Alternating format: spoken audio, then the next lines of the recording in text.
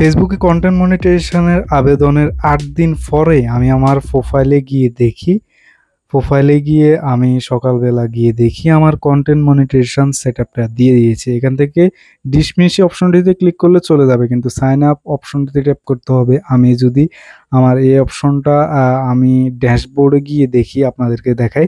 আমি যদি ড্যাশবোর্ডে চলে যাই, কন্টেন্ট মনিটাইজেশন অপশন দেখতে পাবো। মনিটাইজেশন অপশনটাতে ট্যাপ করব স্ক্রল করে এবং নিচের দিকে একটু স্ক্রল করব। দেখতে পাচ্ছেন সেটআপ চলে আসছে কন্টেন্ট মনিটাইজেশন।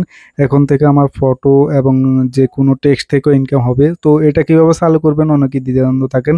জাস্ট আপনি সিম্পলি এখান থেকে সেটআপ অপশনটিতে ট্যাপ করলেই আপনার এটা অলরেডি অ্যাড টুল একটা অপশন আসবে। অ্যাড টুলে ট্যাপ দিলে আপনার কন্টেন্ট মনিটাইজেশন সেটআপটি অটোমেটিক চালু হয়ে যাবে।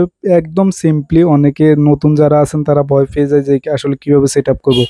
দেখতে পাচ্ছেন মাত্র ২টা মাত্র ক্লিকে কন্টেন্ট মনিটাইজেশন সেটআপটি সম্পূর্ণ আমাদের হয়ে গেছে। আমি যদি এখন ড্যাশবোর্ডে আবার ফিরে যাই, দেখতে পাচ্ছেন কন্টেন্ট মনিটাইজেশন সেটআপটি আমাদের অলরেডি সাইন আপ করা হয়ে গেছে, আমাদের ফুলফিল হয়ে গেছে। আমি যদি আমার এখন প্রোফাইলে গিয়ে আপনাদেরকে যদি দেখা, আমার যে কোনো টেক্সট এবং যে কোনো ফটো থেকে ইনকাম হবে। এই অ্যাড অপশনটিতে ট্যাপ করলে দেখতে পাচ্ছেন এই আর্নিং অপশনটিতে এখন থেকে আমাদের আর্নিং শুরু হয়ে যাবে। তো সো গাইস, আপনাদের যাদের কন্টেন্ট মনিটাইজেশন আসেনি, আপনারা কিভাবে ফেসবুকের কাছে আবেদন করবেন, আবেদনের ভিডিওটা আমাদের চ্যানেলে দেওয়া আছে, দেখে নিন।